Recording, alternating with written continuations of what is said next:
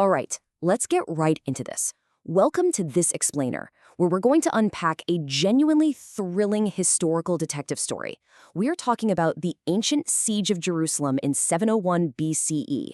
We're going to dig into actual artifacts, ancient texts, and literal archaeological dirt to piece together a puzzle that has kept historians up at night for centuries. To truly understand this ancient conflict, we've got to navigate this crazy maze of records that tell wildly different stories about the exact same event.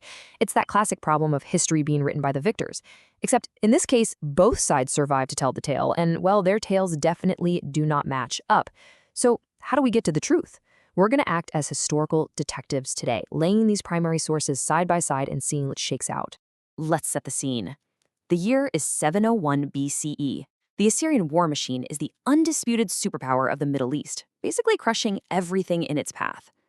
Led by the highly formidable King Sennacherib, this massive empire sweeps through the region, subduing nations and demanding tribute. Eventually, Sennacherib sets his sights squarely on the kingdom of Judah, and specifically on King Hezekiah, who is locked safely behind the walls of Jerusalem. Okay, let's look at our first piece of evidence. Witness 1, the Assyrian cylinder, which is King Sennacherib's official campaign report. This clay prism is an actual physical artifact containing Sennacherib's first-hand account. It's literally a direct voice from the ancient Near East, and man, it brilliantly highlights the boastful PR of these ancient kings. Listen to this quote. "As for him, Hezekiah, I confined him inside the city of Jerusalem, his royal city, like a bird in a cage."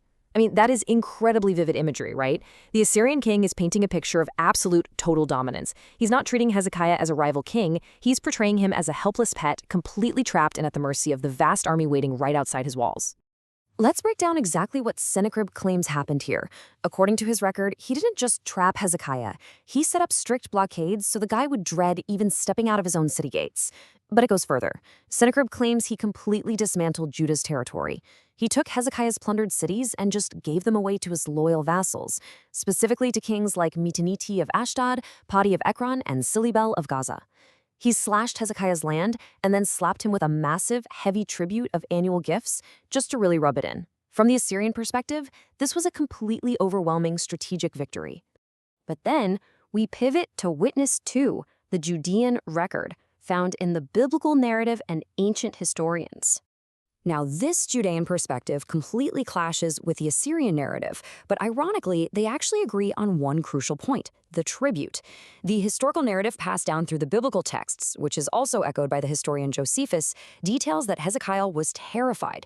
He agreed to submit, literally emptying his royal bank accounts to pay this enormous sum, 300 talents of silver and 30 talents of gold. He basically bought peace. But here's the twist. The texts tell us Sennacherib took the money and completely broke his promise. Instead of backing off, he sent his top commanders with a massive force to destroy Jerusalem anyway. Hezekiah had paid the ransom, but the enemy was still right there at the gates. And that brings us to the absolute most dramatic moment of the entire siege, leading to a staggering, almost unbelievable death toll. The Judean record tells us that in total desperation, Hezekiah puts on sackcloth and sends for the prophet Isaiah. Isaiah delivers an oracle saying the Assyrians would be beaten without even fighting a single battle. And then, well, something completely extraordinary is recorded to have happened to that massive army.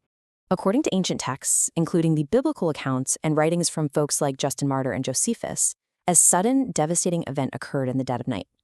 The text described that an angel of the Lord struck down 185,000 men in the Assyrian camp. Now, Josephus notes this as a pestilential distemper, basically a plague sent by God. Whatever the exact nature of the event was, the Judean sources firmly plant their flag on the claim that this vast, unstoppable army was wiped out by a solitary angel in a single night.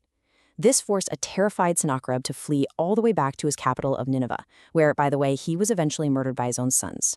So the crucial takeaway here is this absolutely stark contrast. On one hand, the Assyrian cylinder is claiming total dominance, a trapped king, and a highly profitable military campaign. On the other hand, the Judean record is claiming a terrifying double cross followed by an unprecedented divine deliverance that sent the greatest military power on earth running away in total shame. They literally cannot both be the complete truth. Which means it's time to look at the physical evidence and see what the dirt tells us.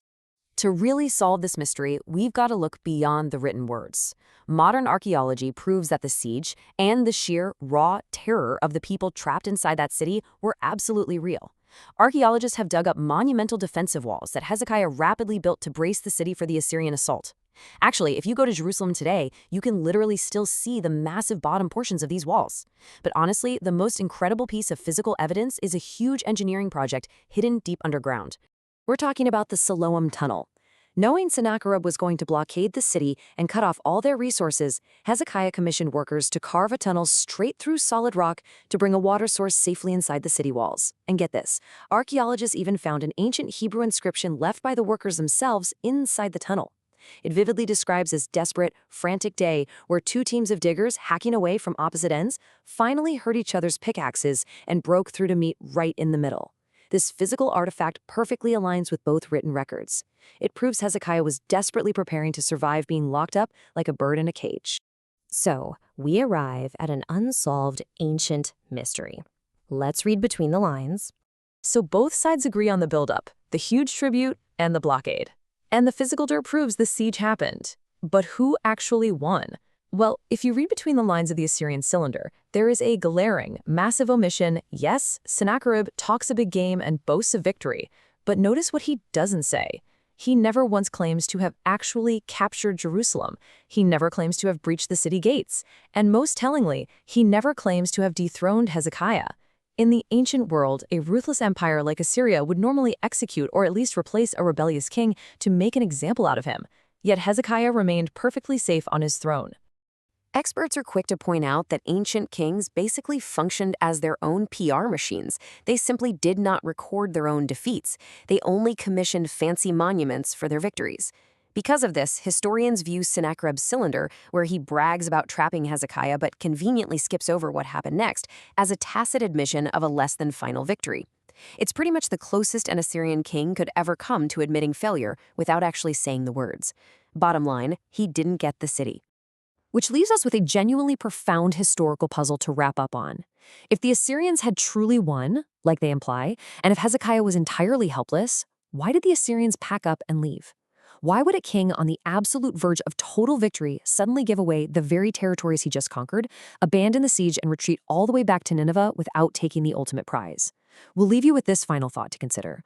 What actually happened outside those walls in the dead of night to make the most powerful king on earth simply walk away?